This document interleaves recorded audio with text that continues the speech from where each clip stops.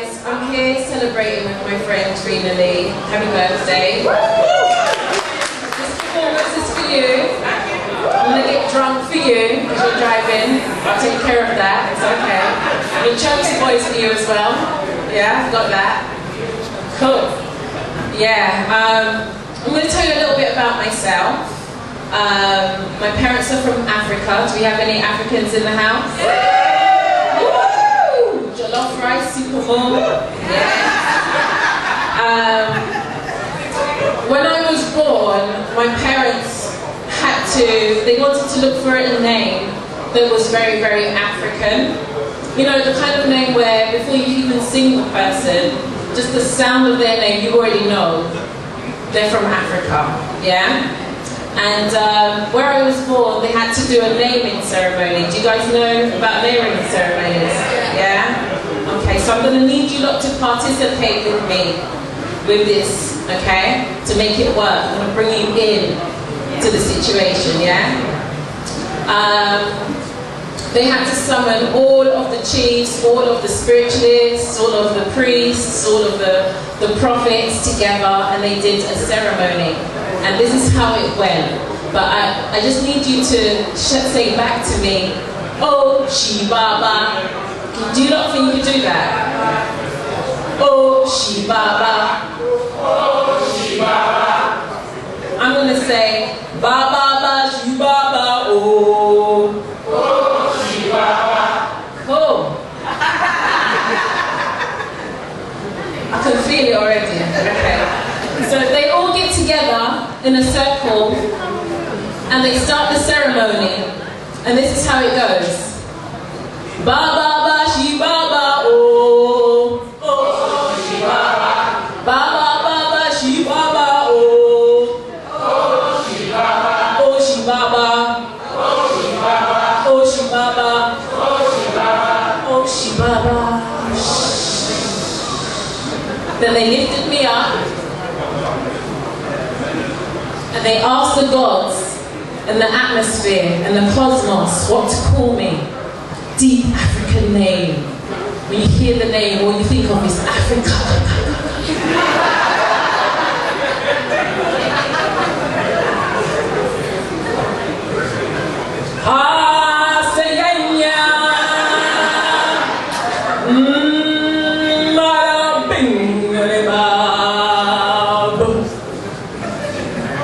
Murial. That's the name they decided to come up with. So, my name's Murial. My name's growing on me. It's gonna grow on you as well. Yeah. As I get older, I get more comfortable with it. When I turn 50, you're not gonna question me. It's the name. I was born in the 80s. Well, I was born in the 70s, but I grew up in the 80s.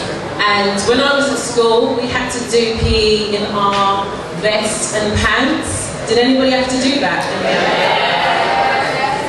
And we had to wipe our bum with like tracing paper.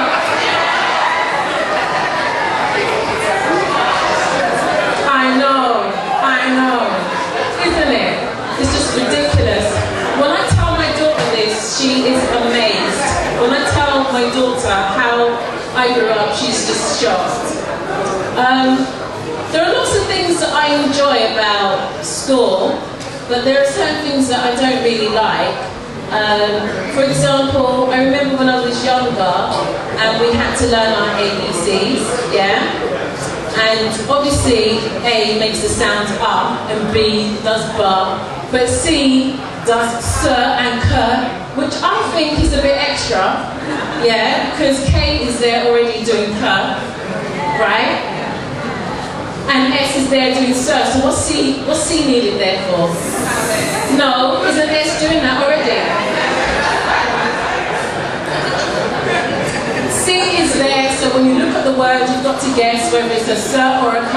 Long doesn't need to be there, doesn't need to be there. So I didn't really like school very much, but I did like PE. And there's certain things about PE that I still like now as an adult. Like, I remember playing with 2 balls on the wall. Did anybody do that?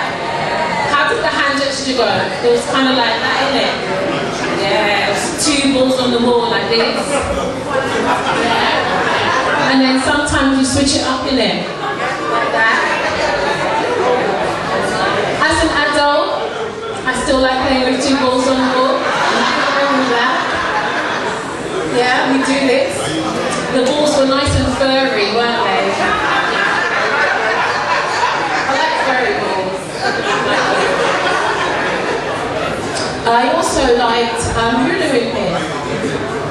Yeah, because hula hooping is fun, but you can only do it by yourself, which is a bit, you know, sad. I don't have many friends, so that's probably why. But as an adult, you can hula hoop with more than one person at a time. Yeah? I'll show you, I'll take you through the steps. So the basic hula hooping is just this. All the girls already know it. And then advanced hula hooping comes this. And then you do it with your arm, you know, like that. Multitasking, that's what we do. No need to be lonely, everybody can join in. Over here, over here, over here. Also good for your neck, as you do. I'm going to leave you for a bit. I don't know how long I've been on here for. Am I okay? I also like public transport, believe it or not. I like public transport because, you know, rush hour, when you're rushing to go down the stairs like this, there's that game people like to play where they just stop. Randomly stop. You've got to get to work. Everybody's trying to keep their job. Recession, yeah? And there's that one person who just stops. But I think it's fun because obviously they're trying to play musical statues with me. So I always try and guess what statue they're trying to be. And there was a time where I really got pissed off because in the morning I don't really have breakfast. When I get hungry, I get a bit angry and I get a bit mean. But when I saw this lady stop, I decided to guess what game, you know, what statue she was going to be. So I said, what are you? The Statue of Liberty. Is that what we're being right now? Because I need to get to work. And she just was like, yeah, but I'm at the end of the escalator now. So, and I realised, yeah, it's true, you're at the escalator, I need to calm it down. I need to eat breakfast in the morning, that's what I really need to do. And I like to get inside the tube. The bit I hate about public transport is, when I get inside the tube, there's always that weird thing that people do, you know, when you've seen your seat, they've seen your seat, you've made eye contact, you see me walking over to the seat, but somehow you're already there before me, yeah? It's probably because you're the same person walking down the escalator with your fat self, and you're so fat that you managed to even reach the seat before me with all that extra weight. I also hate it. The thing I hate about public transport is when I sit down, I don't like people's bums facing me. Like, if I haven't eaten and your bum is facing me and then I yawn and you fart, it's not going to be nice. So there's a time where I actually piped up a little bit. And the guy had his butt to my face. And I asked him if he could just move his butt out of my face. I was like, could you just move your arms out of my face, please? And he turned around, and there I was. He had all his ball bags hanging over my shoulders, all his dick all up in my mouth. It's disgusting. It's nasty. Disgusting. So I took his number, yeah? I took his number as you do. He got the call back. That was a good audition, yeah? My daughter is 17. I told her my joke about the letter A, B, and C.